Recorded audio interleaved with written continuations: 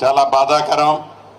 మనిషి పుట్టడం ఎంత సర్వసాధారణమో, పుట్టిన ప్రతి మనిషి ఏదో ఒక రోజు ఈ లోకం నుంచి వెళ్ళిపోవటం కూడా సర్వసాధారణమని తెలిసి కూడా మనిషి జీవించి ఉన్నప్పుడు, మనిషి తను ఎదట వాళ్ళకి సహాయం చేయగలిగి ఉన్నప్పుడు, తను జీవించినప్పుడు ఏవైతే కొన్ని బెంచ్ మార్క్స్, కొన్ని అద్భుతమైన కార్యక్రమాలు ప్రజల కోసం చేస్తారో, రైతు కుటుంబంలో జన్మించిన దామన్న ఒరిజినల్గా ఖమ్మం జిల్లాలో కారేపల్లి మండలంలో జన్మించారు.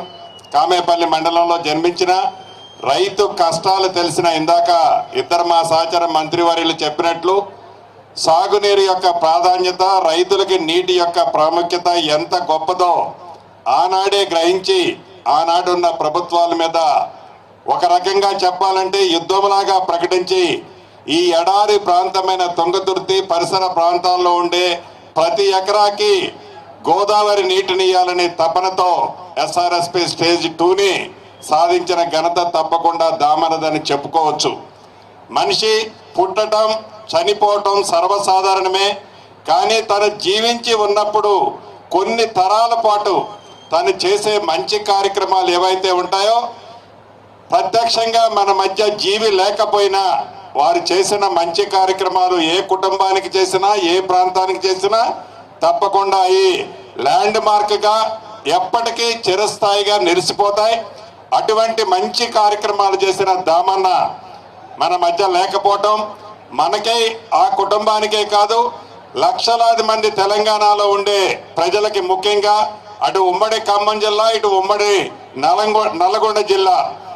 ఎందుకంటే నల్లగొండ జిల్లాలో తను అభివృద్ధి జరిగిన, తన పుట్టక ఖమ్మం జిల్లాలోనే ఉంది కాబట్టి అక్కడ వారి అన్నగారు దివంగత నేత రామిరెడ్డి వెంకటరెడ్డి గారు ఉన్నారు. అక్కడ వారు, ఇక్కడ ఏరు.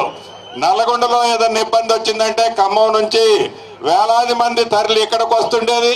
ఖమ్మంలో ఏదైనా ఇబ్బంది వచ్చిందంటే వేలాది మంది నల్లగొండ నుంచి తరలి ఆనాడు ఖమ్మం కూడా వచ్చి వేలాది మంది కాంగ్రెస్ కుటుంబాలని, 2 కుటుంబాలు కాపాడిన సందర్భాలు ఈ ఉమ్మడి జిల్లాలో కోకొల్లలు ఉన్నాయి.